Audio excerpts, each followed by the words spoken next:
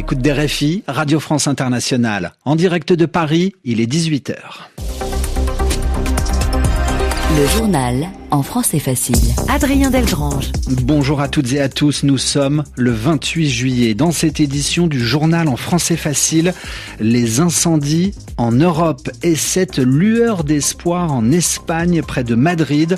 Le Premier ministre espagnol affirme entrevoir la lumière au bout du tunnel, car pour la première fois depuis le début des incendies, les pompiers gagnent du terrain sur les incendies. Alice Froussard, notre envoyée spéciale, nous attend.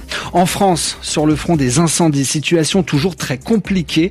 Près de Bordeaux, on assiste à l'heure actuelle à des reprises de feu. Dans ce journal aussi, la terre a violemment tremblé au Japon. Un séisme a secoué le sud du pays. Il y a plusieurs blessés, probablement plusieurs morts.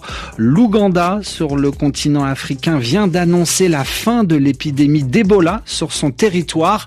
Et puis enfin, l'équipe de France de football a officiellement un nouveau sélectionneur depuis ce matin, un nouveau chef. Il s'appelle Zinedine Zidane. J'ai eu des propositions pendant 4-5 ans pour reprendre un club et je les ai toutes refusées pour l'équipe de France. Voilà pour les titres, soyez les bienvenus. Nous sommes donc en Espagne pour commencer ce journal où la bataille contre les incendies à Ávila et à Madrid se joue désormais sur plusieurs fronts et la hausse des températures de l'air suscite des inquiétudes quant aux possibles réactivations de flammes. Les feux restent donc actifs, ils sont encore loin d'être maîtrisés, mais leur progression est freinée grâce au travail acharné des pompiers. En direct d'Espagne pour RFI, Alice Froussard, bonsoir. Bonsoir Adrien, bonsoir à tous. Alice, les feux de plusieurs endroits clés ont déjà pu être stabilisés. Oui, à tel point qu'à 17h, il y a 1 heure, le ministère de l'Intérieur a allégé le dispositif d'urgence nationale lié aux incendies et les ordres d'évacuation ont été levés dans 8 villages de la communauté de Madrid et 5 dans la province d'Ávila. Pour les habitants, c'est un soulagement. Ils étaient pour la plupart dans des gymnases avec très peu d'affaires, sous des températures qui ne cessent d'augmenter. Cela ne veut pas dire que tout est fini, car les feux continuent de préoccuper les autorités dans cette zone. Cela ne veut pas dire non plus que tout rentre dans l'ordre. J'étais justement cet après-midi dans le village de Muriel, c'est à 1h30 de Madrid, où les habitants, à cause d'un autre incendie le 16 juillet, avaient dû tout quitter, plus de 32 000 hectares de terres ravagées. Et bien, une fois de retour, ils retrouvent un endroit qu'ils ne reconnaissent plus. Le paysage de la Sierra Norte de Guadalajara est désolant. Des pins brûlés, une terre noircie par les cendres, une odeur de feu qui reste et qui vous prend la gorge. Luis est l'un des habitants du village, écoutez-le. Heureusement, les maisons et les habitations ont été épargnées. Mais c'est vrai que ça nous attriste énormément de voir tout l'environnement brûler. C'était magnifique ici. C'était une forêt, une pinède, et là, il ne reste que des zones calcinées.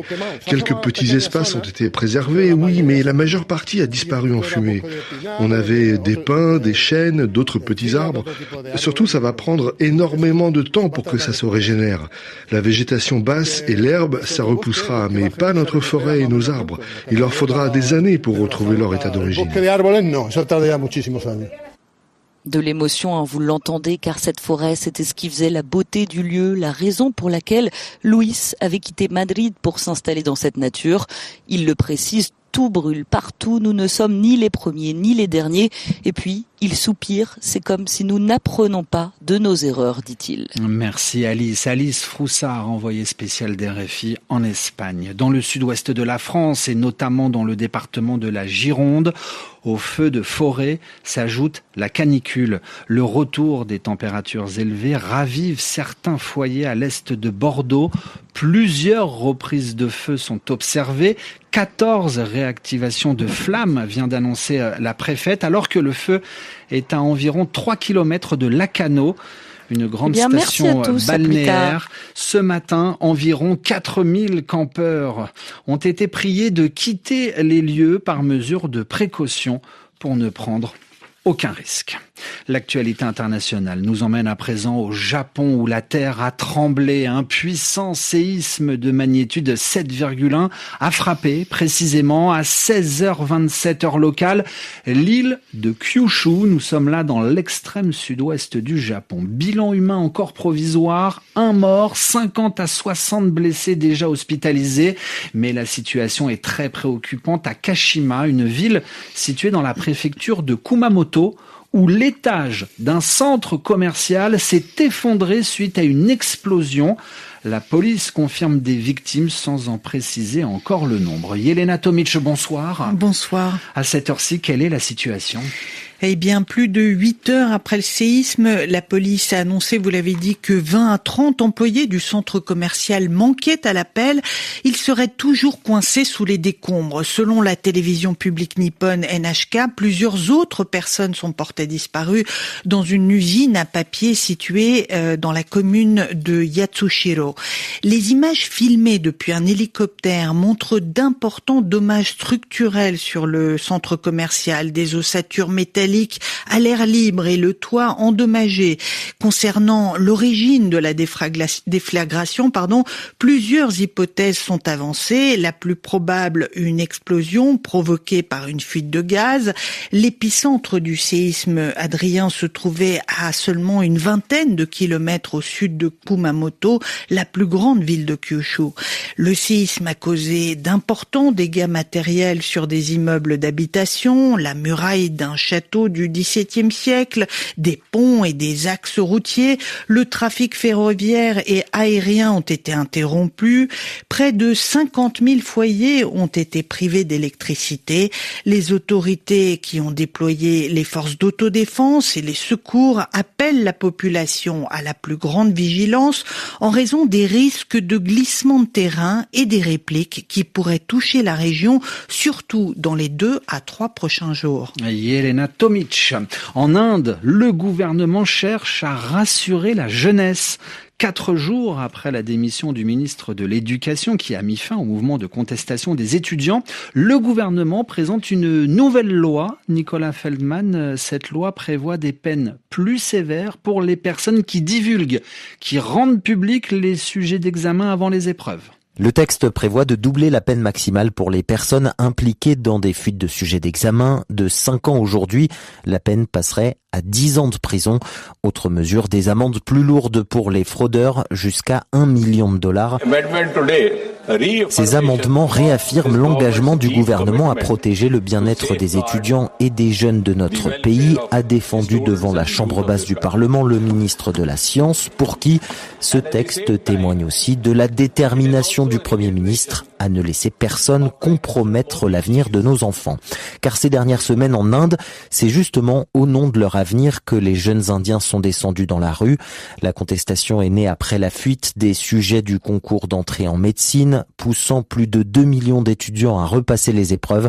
Un scandale qui a aussi remis en lumière l'une des dérives du système éducatif indien avec des fraudes courantes.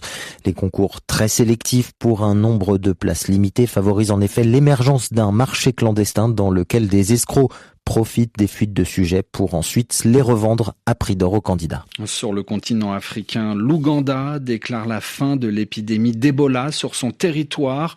Sur les 20 personnes qui ont été contaminées par cette maladie au cours de cette épidémie, 18 ont pu quitter l'hôpital, tandis que 2 autres en sont mortes.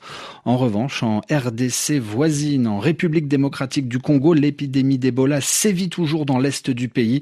Selon un dernier bilan publié par le gouvernement, le nombre de cas cumulés atteint désormais les 3200 pour 1400 morts, des chiffres presque aussi élevés que lors de la pire épidémie d'Ebola qu'a connue le pays. À la page sport football, l'actualité de la journée, c'est bien sûr la nomination de Zinedine Zidane à la tête de l'équipe de France. Zinedine Zidane, nouveau sélectionneur des Bleus pour les 4 prochaines années. C'était attendu, c'est désormais officiel. L'annonce a été faite ce matin devant 120 journalistes venus du monde entier. Et puis aussi, l'Italie change de sélectionneur. Roberto Mancini va faire son grand retour au poste de sélectionneur de la Squadra Azzurra. Annonce qui coïncide avec l'annonce de Zinedine Zidane à la tête des Bleus. Toutes ces infos sont à retrouver quand vous le souhaitez sur notre site internet.